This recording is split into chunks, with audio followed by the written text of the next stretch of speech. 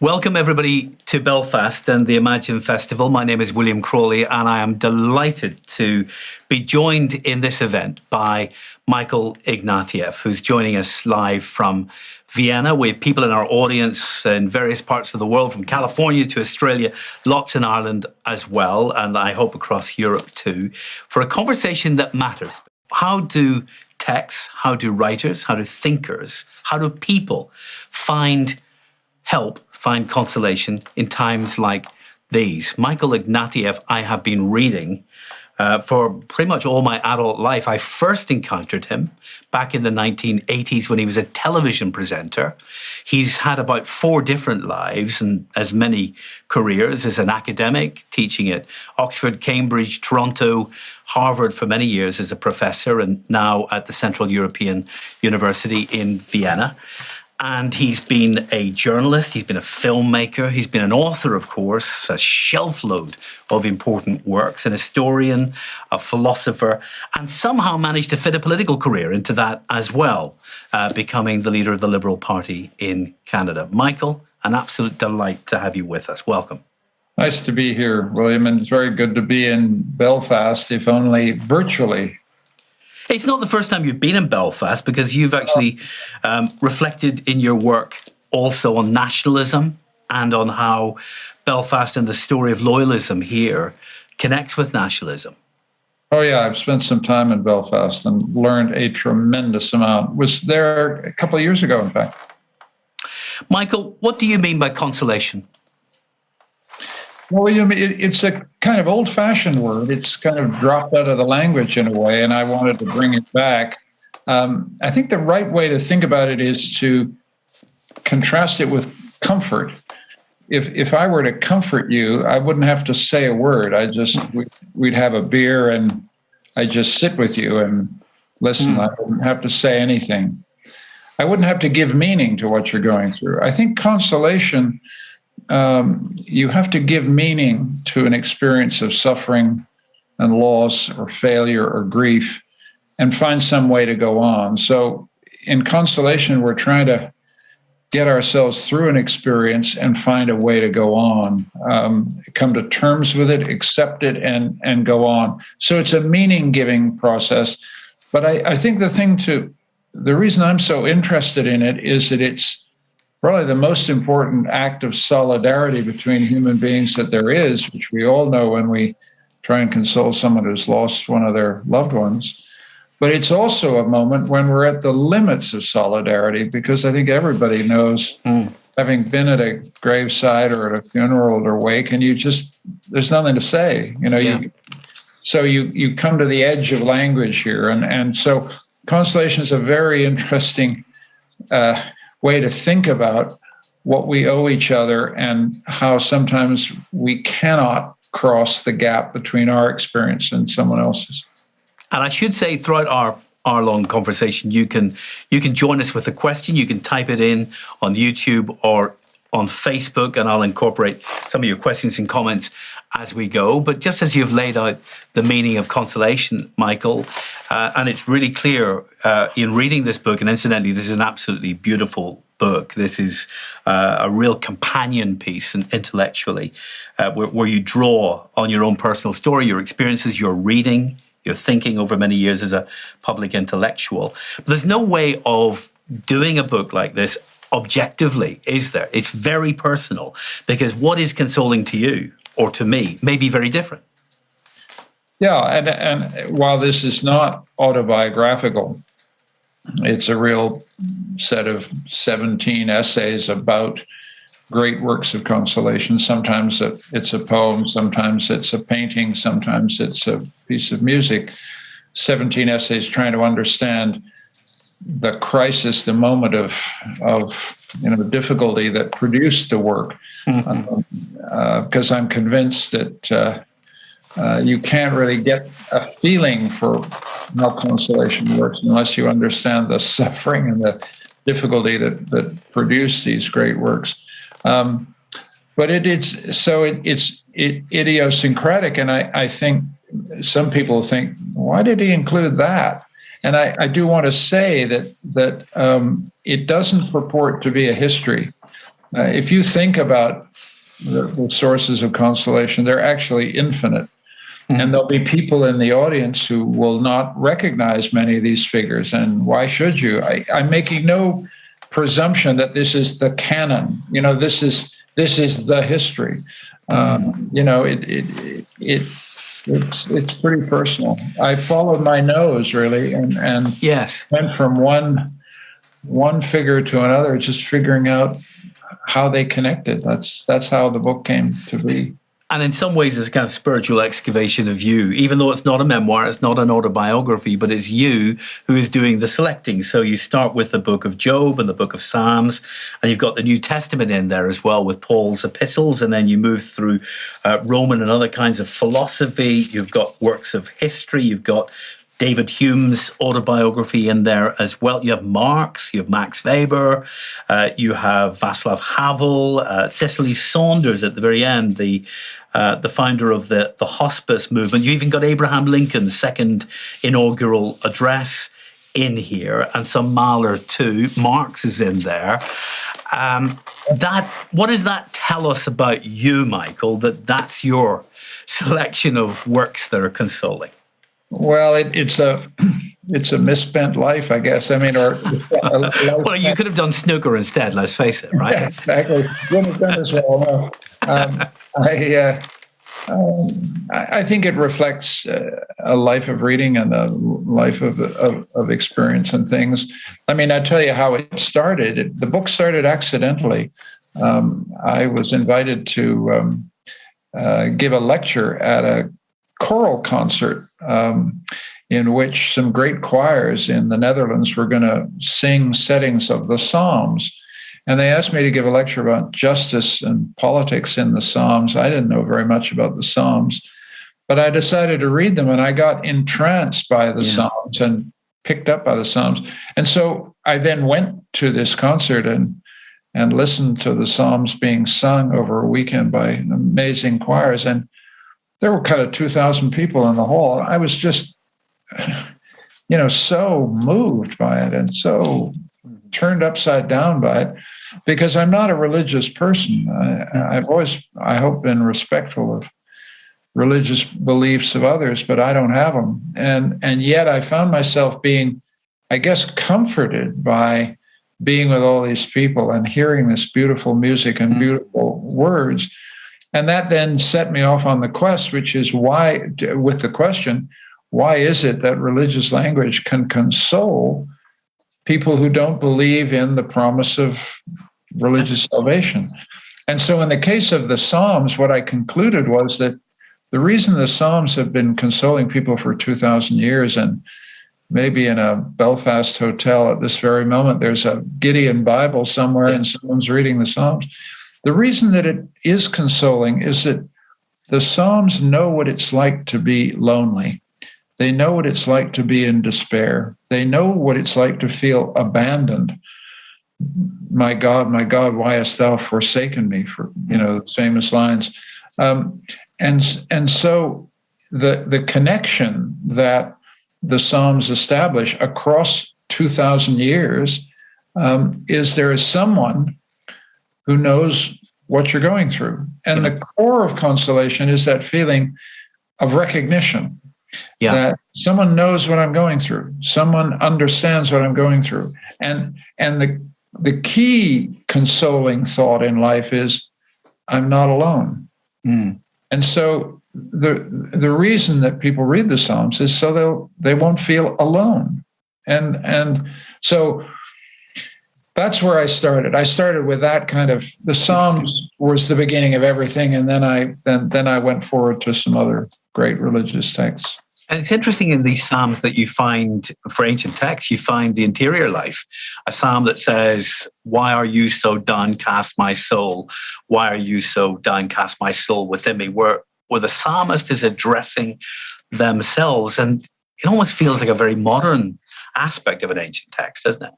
Yes, I think one of the things I'm also saying in the whole book is that there's a deep unity in human experience across time. This is a little controversial thought, because I think the conventional wisdom is that we're living through one discontinuous break in historical continuity after another, and that the past is the phrase another country, a foreign country. I don't think that at all. I think these works communicate to us very directly across huge gaps of time, and I think that in itself is consoling. I mean, that may be the basic message of the whole book, which is that we are connected in a skein, a strand of meaning giving that goes back to the beginning of time, and we, at any moment of despair or desperation or perplexity, we can go back and find these texts. And I'm not claiming that these are the only texts. Just look at my library behind there. You've read a few others, yes. But this chapter on Job and the Book of Psalms is chapter 1, and it's called "The Voice in the Whirlwind." Obviously, a reference to the Book of Job itself. And I'm wondering what you find consoling about Job's experience, because when I read the book of Job, and we know the story of the book of Job and the horrors that he went through as a test of his faith, and then you have his friends, the so-called Job's comforters, who offer explanations and he rejects them and they don't make sense. And then the voice in the whirlwind, this is God speaking to him, right? And the voice basically tells him to shut up. Doesn't give him any answers whatsoever in the midst of all of that horror that he's going through. How is that consoling? Well, a lot of people have found it odd that I began there, because it is a very unconsoling, challenging, baffling book. And as I've talked about the book, people have argued with my interpretation. I started with Job for one reason, which is this image of an old man in rags, facing desolation and the plague and every possible misfortune, basically raising his fist to the sky and shaking his fist at the sky and saying, "Why am I suffering?" Mm-hmm. This demand for meaning is, I think, at the start of all efforts of consolation. You fail, you ask yourself, why did I blow it like that? I mean, why did I fail? You lose somebody, especially if you have the terrible grief of losing someone before their time. You said, why me? Why is this happening to me? This demand for explanation, this demand for meaning is deeply human and deeply continuous. And Job is the kind of founding father of that enraged, desperate desire to understand our situation. So that I'm not sure the Job story is consoling, but this figure of a man demanding consolation of God himself, demanding meaning of God himself, I think is at the root of the impulse to seek consolation. You bring Beckett into the story here as you discuss Job and waiting for Godot, and of course, silence. No answers. Walk off stage. Is there any potential for meaning? Is meaning to be found? Is meaning to be invented? Is meaning simply a template that we superimpose? And if it works for you, fine. If it makes sense of it all, fine. It doesn't really matter whether it's true or not. How do you understand meaning when it comes to these kinds of human events? William, that's a question that I think everybody wrestles with, and that's why starting with Job is so important. I was talking just literally yesterday to a wonderful Israeli philosopher about this, and he said to me, what you need to understand about God's speech in Job is that he's saying to Job, the moral order of the world is not in the world.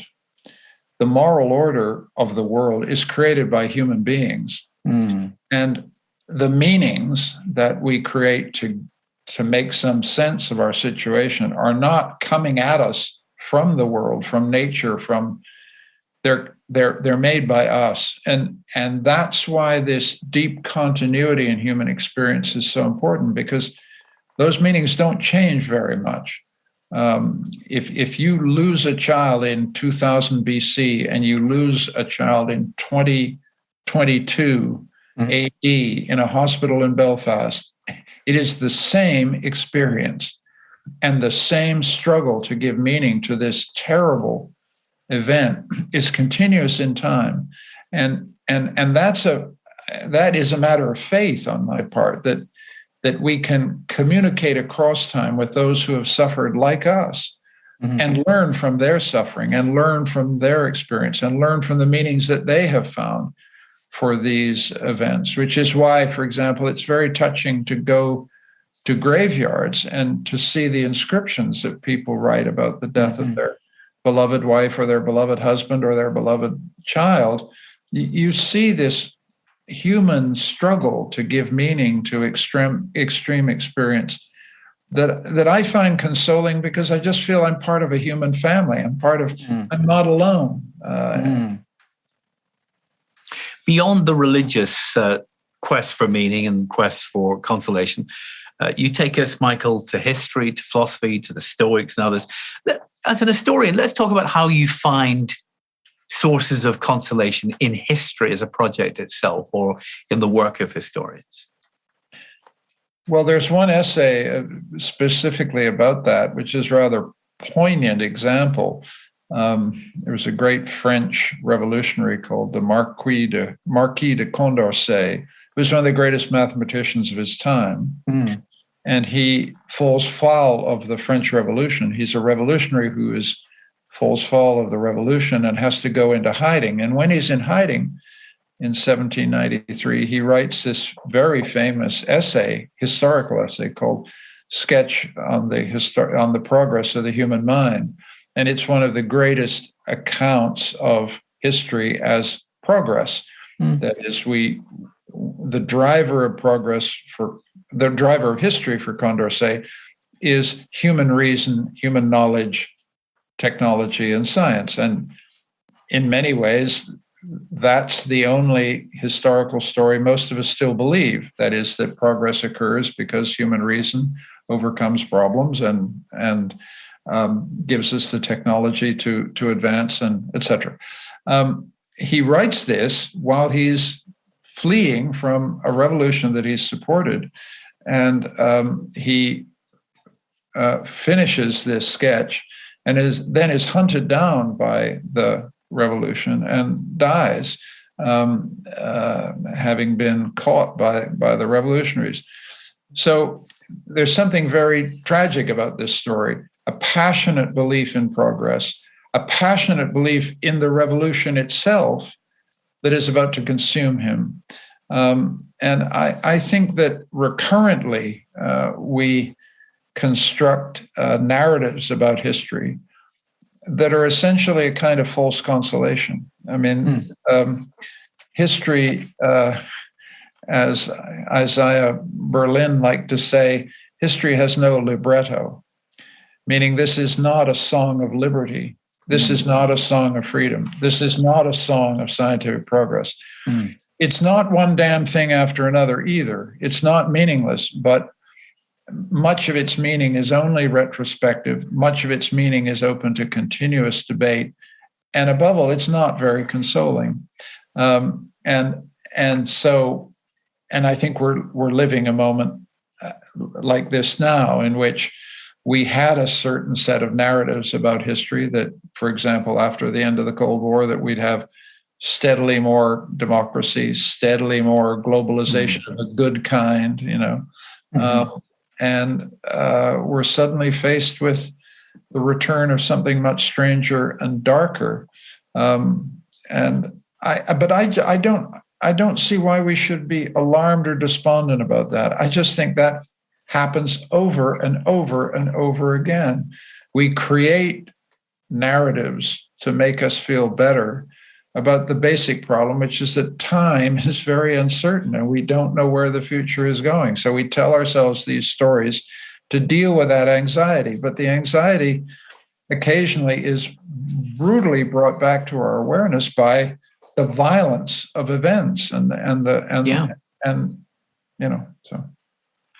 And it's interesting that in addition to that revolutionary, you also have Marx in here. I'm not sure why I was surprised that you have a chapter in Marx. I mean, you're classical liberal. Why wouldn't you have a chapter in Marx? Well, but I would have thought that Marx would have been saying, give up on having consolation in your life. Yes. We need more agitation. We need more convulsions and change, not consolation. Well, absolutely. And that's why I put him in, William. You've got it in one. I mean, this is a book about two things. It's about traditions of religious consolation and the revolt against them. And the revolt begins, in the 15th, 16th century. People saying, they're saying a couple of things. One of, Michel de Montaigne is saying, look, I'm not sure I find the prospect of an afterlife very consoling. What I actually find consoling is, a good dinner, wonderful conversation with a witty woman, a ride on horseback. In other words, what I find consoling is life itself. Yeah.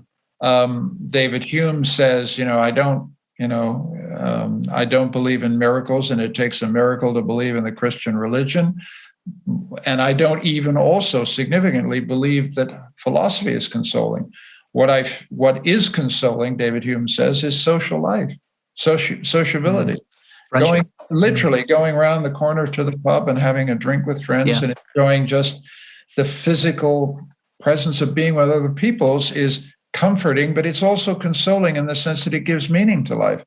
Now, Marx is one of these people who's part of this ferocious rebellion against religious consolation because he believes that one of the things that's holding the world back is that we project our hopes of a better world into an afterlife. And Marx says, no, we want to build Jerusalem here in this life. I'm as you said, William, I'm a liberal. I got no time for Marx, but the young Marx, the Marx who's in love with his wife, is in Paris in the 1840s, and who says significantly, the beginning of all criticism is the criticism of religion. That tells you that a tremendous amount of his political philosophy is a reckoning with the false consolations of religious faith. And that's why he's in the book, because I want to do justice to all those people who are angry about consolation. Dylan Thomas, rage against the dying of the light. This is a deep instinct in people.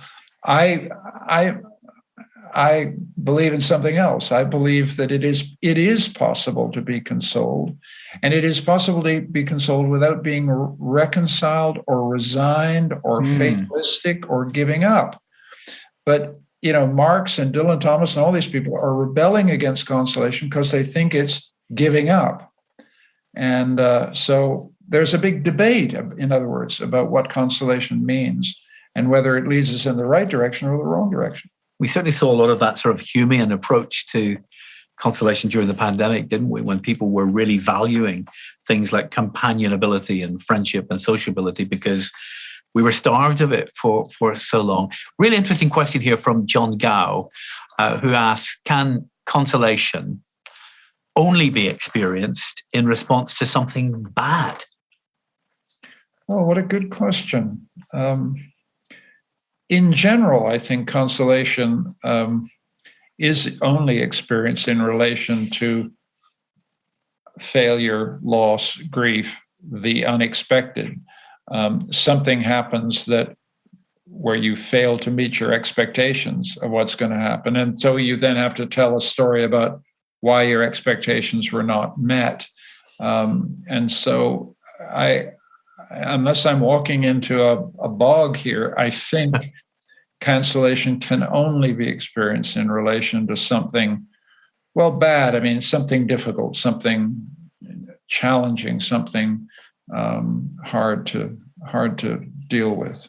I'm thinking, I don't know why, but I'm thinking of that old philosophical quest for theodicy. Why do bad things happen to good people? And some people try to answer those questions. We saw that with Job and his friends.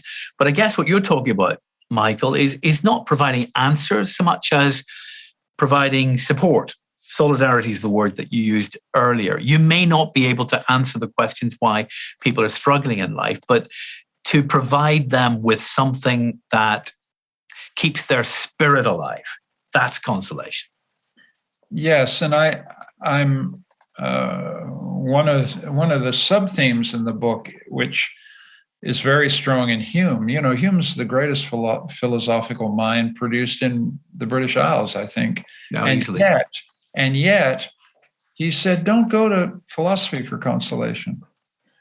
You know, go and play a game of whist with your buddies and have a glass of wine. Go and have a conversation with a beautiful woman or a handsome man, but don't go back to your books. I mean, it's a very extraordinary way in which he says that, you know, he's basically saying there is no overall metaphysical meaning of our life and our existence that is discernible through philosophy. So you might as well enjoy life to the full. And I think that view is actually very wise. I don't think it's anti-intellectual. I think it says something. That's one thing that the book ends up saying quite strongly. The other thing the book says quite strongly, and this is what I learned from writing it, is that we are consoled by persons. We are consoled by people. Yeah. We're not consoled by doctrines. That's why the book has a strongly biographical form. I mean, I'm really interested in the Hume who came close to a nervous breakdown and pulled himself back with enormous courage. I'm comforted and consoled by the courage with which he lived his life. Similarly, with some of the other figures. And when I think about consolation in my own life, the consolation I've received has been from people. Mm-hmm. My beloved wife, for example, is the most consoling person in my life because I love her and she loves me, and there we go. And I'm a lucky guy as a result. And the books behind me, I value the books. I care about them. I read them. This book about texts is also saying beware of texts. Don't put your hopes into, because consolation is above all a social relationship. It's a relationship between people, even if it's mediated through print or the page. It's two people talking to each other about how to get through life and survive life's trials. Mm-hmm. And so there we go. Just following up on that, on the sociability point and the importance of that Humean tradition, Tony Gallagher asks a question following up. He says, if sociability is so important to consolation, then perhaps we've lost a lot more than we imagined during the long periods of isolation and lockdown during COVID. I mean, I guess people talked, didn't they, about the impact of lockdown and isolation in terms of mental health, for sure. And we have very significant problems to deal with across our societies as a consequence. But what was the impact of pandemic lockdowns or isolation on something as basic as this, consolation? Well, Tony, I think you made an excellent point.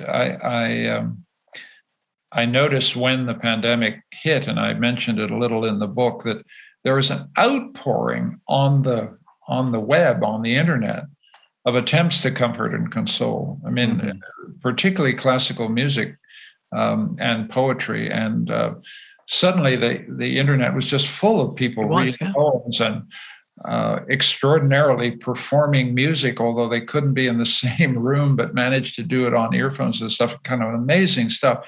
And then we saw, and we'll remember this for the rest of our lives, every night at 6:00, opening our windows and banging pots and pans to thank the caregivers.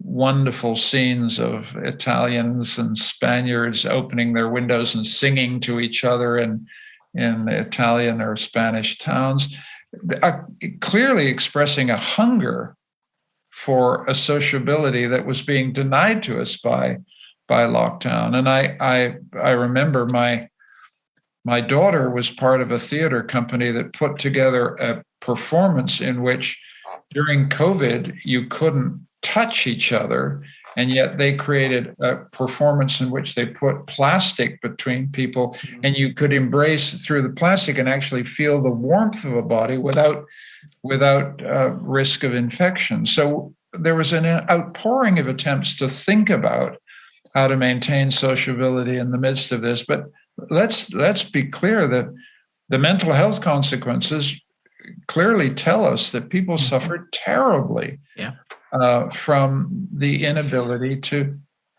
touch each other, literally to touch each other. And I think that taught us all something about what is comforting and consoling about human interaction. We want to hug each other. We want to touch each other. I'm not especially touchy-feely guy, but even I felt kind of deprived. I mean, I couldn't give people a hug. And I have children, and I can remember one absolutely desperate phone call with my daughter when she was alone in a house. Everybody else had left. She was in the house alone. She couldn't get out. I mean, she's a tough cookie, my daughter, but she was just really broken up by that. And that's something I'll remember. We need each other. It's not complicated. Yeah. And we need each other to be ourselves as much as anything else. Gillian Graham has a great question here about relationships in the modern world, because if we're now understanding consolation in terms of sociability, connection, a kind of not just an intellectual hug, but a kind of very spiritual level hug, and solidarity and other ways in which we can analyze this concept, it takes us to relationships. And in the modern world that we're in, technology, and we're using technology here to contact each other, Michael, that's a wonderful thing. But do you think as a consequence of all of this, that there's a fragmentation in our emotional lives, that relationships are more transient, more superficial these days? Gillian, I'm sure that's right. I notice in myself, because I travel a bit. I'm a Canadian living in Vienna. I've got family in Toronto. I've got family in London. I spend quite a lot of my time thinking about how I keep this skein of relationships together so it doesn't begin to fall apart. I think we all struggle against the transience, struggle against the superficiality, because we know we really need a few people we can, rely on. I was struck just this afternoon that a very good friend of my wife's and I had a bad fall. We're all getting to that age where you have falls. She had a fall in London. And very oddly, she sent us a picture of how badly bruised her face was from the fall. And I think that was a sort of poignant expression of, I just wish you were here, because I want you to see I'm really banged up here.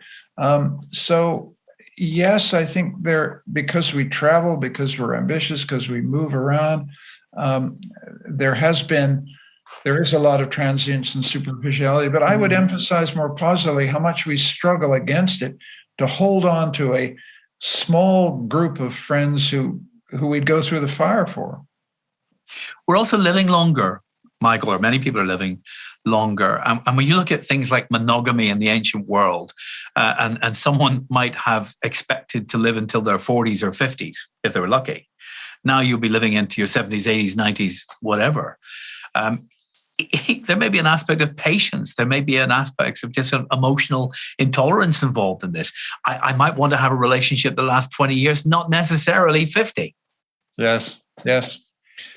We're longevity is creating new dimensions here that we haven't thought about.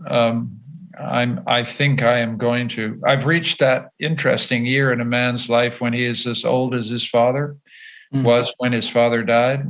And so every year after this is a special venture into the unknown. And the length of our lives now puts a strain on our capacity to maintain and sustain and reinvent relationships. And the fact that we're living longer means a lot of people, perhaps people watching this program, are living alone. There's a tremendous amount of living alone now. Marriages breaking up, relationships breaking up, people being widowed or losing their, and then if what I'm saying is right, that consolation is all about solidarity and connection, as those relationships fray, people experience the inconsolable much more often. And my book, in fact, begins with exactly this experience. A man who was 90 lost his wife of 90. And what do you say to a man who's lost the woman he's loved for 50 years? I mean, it's just not so clear you can say anything. Yeah. And so the book is shadowed by the inconsolable. I mean, because I am not in the business of happy talk. I mean, I have been deeply consoled by life. I love life. I'm fantastically optimistic, but I don't want to write anything or talk about this in a way that neglects the inconsolable, because there are people possibly listening to this who've had inconsolable experiences. And I don't claim that there's just some nice, clever book on the shelf behind me that's going to solve all their problems. It just ain't. In some ways, death is the final exam for all of us, isn't it? You've got a chapter here on the good death. I mentioned it earlier, Cicely Saunders and the hospice movement. And the story of Hume and his death is very interesting as well, a kind of humanist death where he embraced death, and it wasn't a fear-based death if the accounts are to be believed. But in the hospice movement, you have a commitment to dignity, to meaning, to accompanying someone during this part of their life, because death is a part of life within the understanding of that movement. Brian Duggan has a question here about grief, which connects with some of this. And he says, I'd like to hear Michael's views on the Irish wake. Does he feel that the company of the local community calling to see a family in grief brings consolation? And I mean, that wake tradition obviously can involve socializing, can involve music, can involve drinking and food. And it's, it takes a village to bury someone in the Irish wake tradition. Yeah. Oh, look, many cultures have these traditions, and they're absolutely fundamental. And if we lose them, we'll lose a lot. The Irish wake is admired by all kinds of folks who aren't lucky enough to be Irish, simply because of the wisdom implied in these traditions. You sit around, we sit each other, and it has a kind of slightly comic aspect as well. I mean, did she show up? They were enemies throughout their lives, but she's still there. They've been whispering and gossiping, but that's all part of saying goodbye to someone.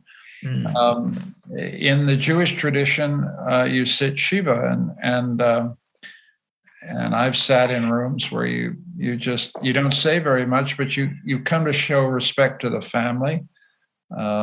You tell stories about the departed, and it is deeply consoling. These things are deeply consoling, and when we lose those rituals, I think we can be tremendously bereft. And I think there's almost nothing more chilling for us, more fearful than those images of funerals where there's only one person at the graveside. I mean, just terrible. If you're going out of this life, you want a lot of people, and the Irish wake understands that, and the Jewish traditions understand that, and people like me who have our silly little quarrels with God always end up in church for the funerals, because where else are you going to go? So all of this is crucial to the process of consolation. My book focuses very much on texts, on pieces of music, but you could equally write a very good book about the social rituals of consolation, and talk about the wake, and talk about sitting Shiva and other rituals around the world. One of the quarrels that I think one of the issues we need to talk about honestly is we all say we're a secular society, and there have been some tremendous advantages to being secular and being freed from some of the really tyrannous hold of organized religion on our lives. But there have been tremendous losses in secularism. And one of the little things I'm trying to do in the book is say, it's just stupid not to read the Bible. It's just stupid not to look at these religious languages. I mean, because there's such a collection of human experience and wisdom there that just forget your quarrel with God for a moment, and just open the books. We are talking to Michael Ignatieff about On Consolation, his new book, Finding Solace in Dark Times. And just as we're talking there, Michael, about grief and burials where there may not be anyone there, I'm thinking of Ukraine, where there may not be any burials, and where the desolation is vast and enormous. War and Consolation is chapter 11 in your book, and you turn to Abraham Lincoln's second inaugural address. I want to explore that a little bit with you as well, but more broadly with Ukraine in mind, and what's happening in Ukraine. And you're called Ignatieff for a reason. You have a connection to this region and to this world. Tell us a little bit, would you, about your personal story and your connection to that part of the world, first of all, and then what you make of what has happened, what kind of meaning you give to what is happening in Ukraine right now. Well, William, my name is Ignatieff. My father was born in St. Petersburg. They were from a family of what's called Russian service nobility. So my grandfather was actually a count and was a minister in a czarist government. But my connection with Ukraine is that same man, my grandfather, worked for 15 years as a farmer in south central Ukraine, about 2.5 hours south of Kiev. And his father lived and died there, and his mother lived and died there, and they're still buried in a little church in south central Ukraine, which I've been to. So as I look at the Ukrainian maps at the moment, I'm always looking for whether there's been a missile strike near a little place called Pogrebische, because if they've hit Pogrebische, they've destroyed the church in which my great-grandparents are buried. So it's quite close. Now, I'm not of Ukrainian origin, I'm of Russian origin, and that makes it still more complicated. And it makes me attentive to one of the things that's central to this story, which is that 20% of the Ukrainian population is of Russian origin, and many more Ukrainians are, native Russian speakers. So that this horrible war is in some sense a civil war.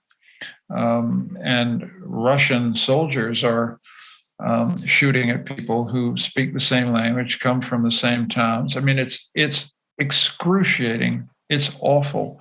And what's obscene about the justification for the war is that Putin is saying, that we're going into Ukraine to save the Russian speakers in Ukraine from the Nazis. Well, these are people who live side by side, and Russian boys, Russian soldiers are dying or being shot at by Russians who don't want to be saved by them, if you understand what I'm saying. And so, and the thing that I think of with horror is that there are 10, 15,000 Russian soldiers who've been killed in this war. We're going back to little villages in Russia.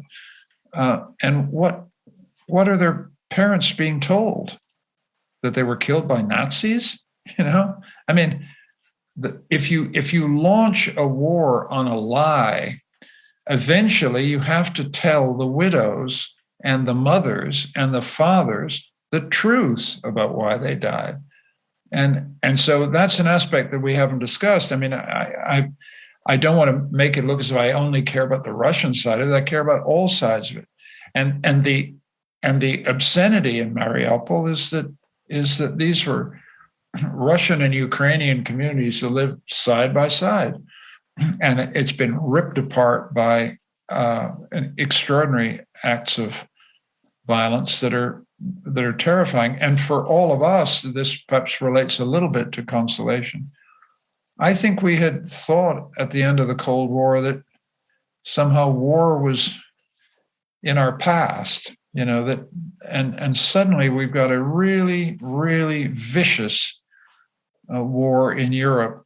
And it upsets our whole sense of historical time. We just don't know what future we're going into as a result. And so this is one of the things that makes the times genuinely dark. It's because there is a small risk that this will escalate out of control and become a nuclear exchange. God help us if it is.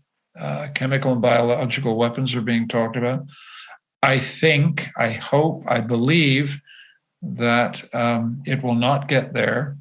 So I don't want to alarm people needlessly, but I think this is, I think I'd say personally, it's the worst thing that's happened in my adult life, and I'm 75 years old.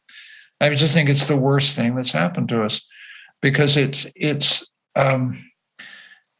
tells us something terrible about human ambition, about the madness of autocrats, about the inability of autocrats to live side by side with countries that want to be free. And there are tremendously uncomfortable aspects of this, which is there are brave people fighting for their freedom. We are shipping arms to them like crazy, but we're not yet prepared to prevent the fall of a democratically elected government, which is the real red line. We're not ready to get up and say, you cannot destroy the Zelensky government. You cannot pound the presidential palaces to pieces and kill him.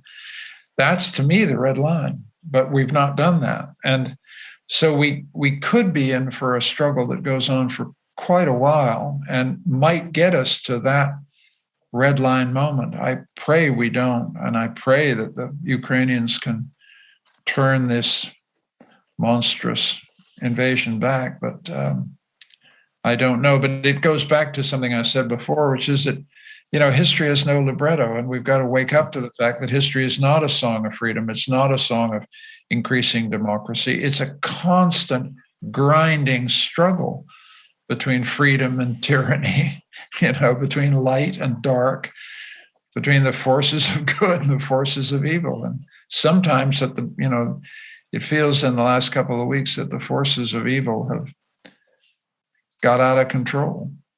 But when you say this is the worst thing that has happened in your lifetime, that's how you feel.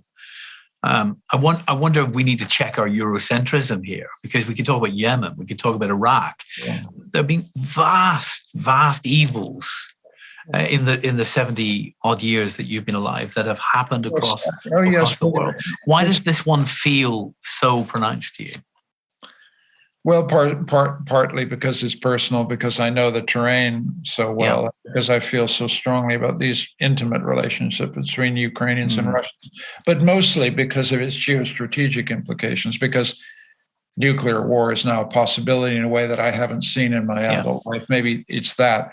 Look, I don't want to be Eurocentric. I was in Rwanda in 1995, and I will never forget that. I have been to Afghanistan 3 or 4 times and saw what that was like. And I was in Bosnia and saw what Sarajevo looked like after it had been shot up. So I think I've seen quite a lot of horror, but this one, for some reason, because of the scale, because it's the second or third most powerful state in the world, is actually waging war in Europe. I just think this is in a new place. Gillian says there will always be wars going on somewhere, and human nature doesn't change. I think it's true. Human nature doesn't change. That's at the beginning part of this hour, I was saying that's precisely what's comforting and consoling, which is that there's a deep continuity in human experience. And that's why we can reach back to works of consolation written 2,000 years ago and recognize ourselves. But equally, if you look at the Greek tragedians and you look at the savagery that the Greek tragedians put into their plays, you can recognize us in 2022 just as well. The Greek tragedy is being played out on the fields of the Ukrainian battlefield right now. I heard someone the other day, Michael, saying that the mistake that many in the West made when looking at Russia was to think that Russia was a failing democracy, when in fact it was a succeeding authoritarian regime. And that's what we really missed. And if that's true, how far does it go?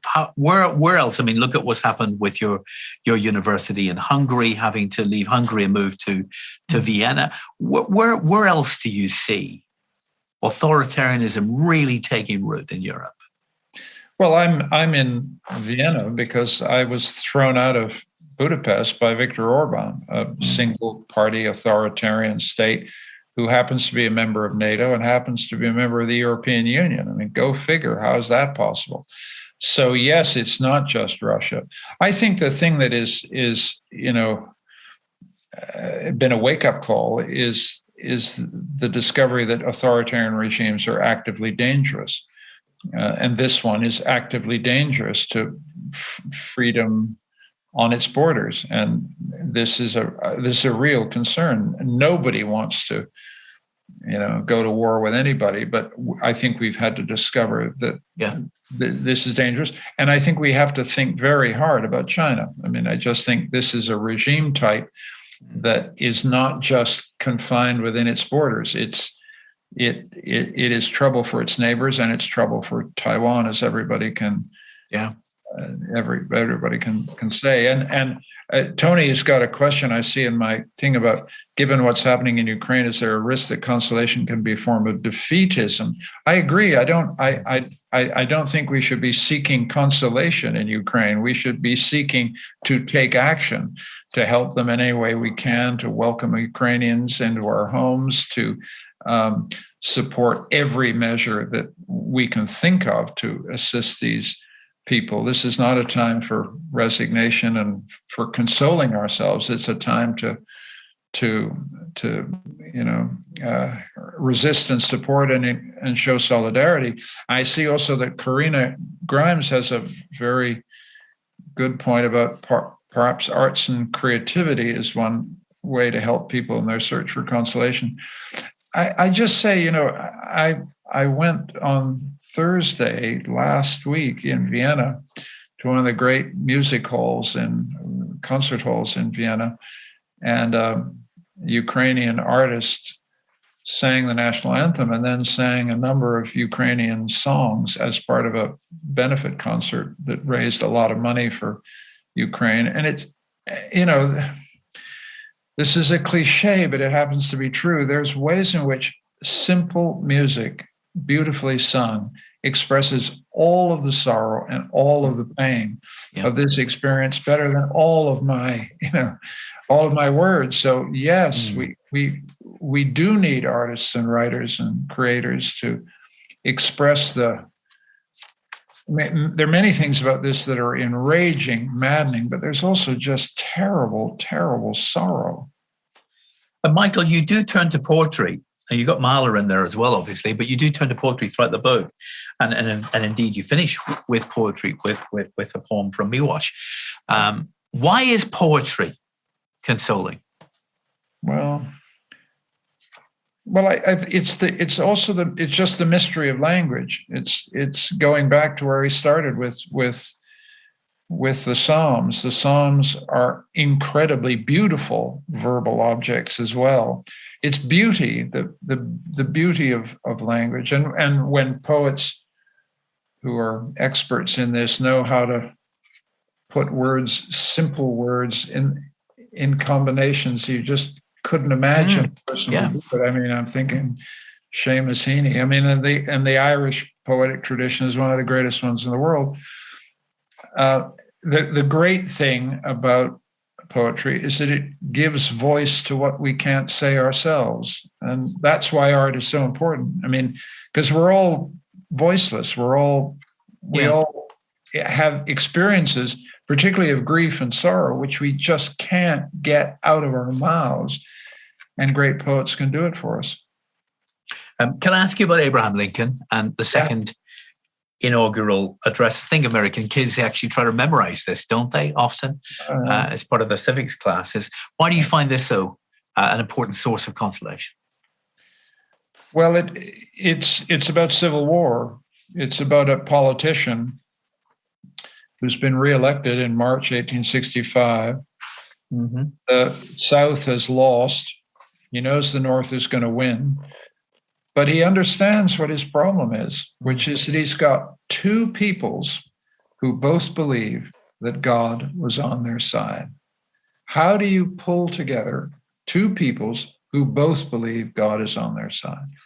And what I think Lincoln says, because he goes back to the Psalms in the middle of this, it's the greatest democratic speech since Pericles. I mean, this is the top of the line.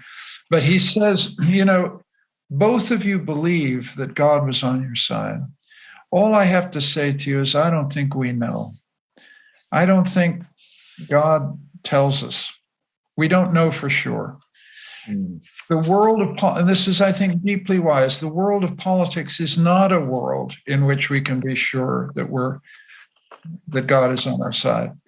In the human world here below, nobody knows whether God is on their side. You can claim you can pretend you are. This may have resonance in the Irish tragedy, both sides claiming God was on their side. Lincoln is saying, we don't know. We don't know.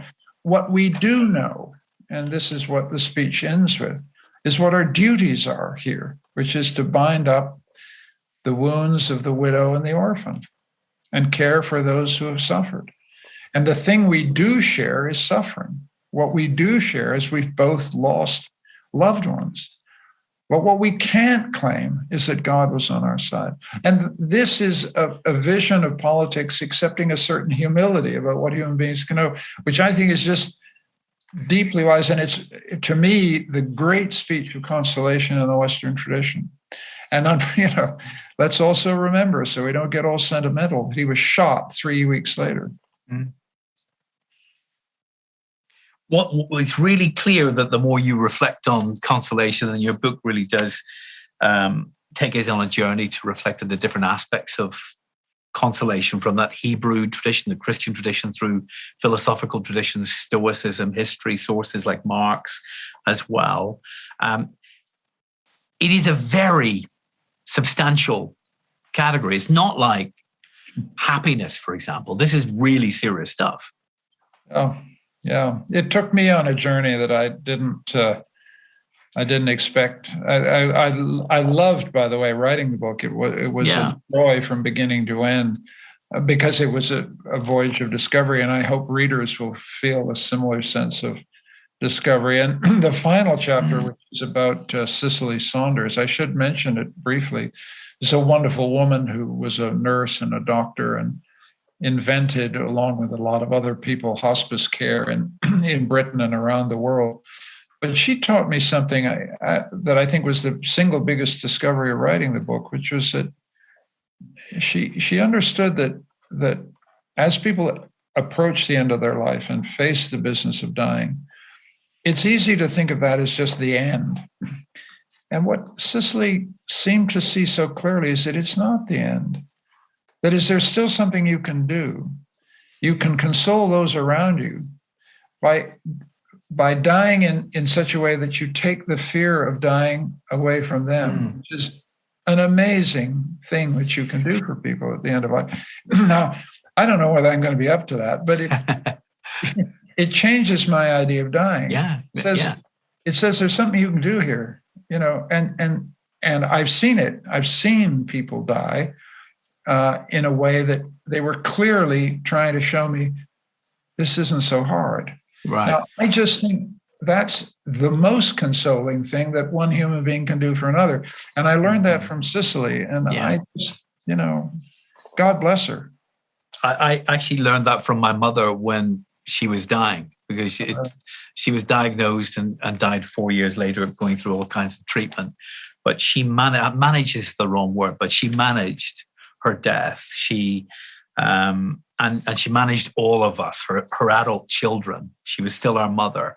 And I learned so much about what life is all about by the way she died. And it's one of the greatest gifts in my own life is being a witness to how my mother decided to make her final journey.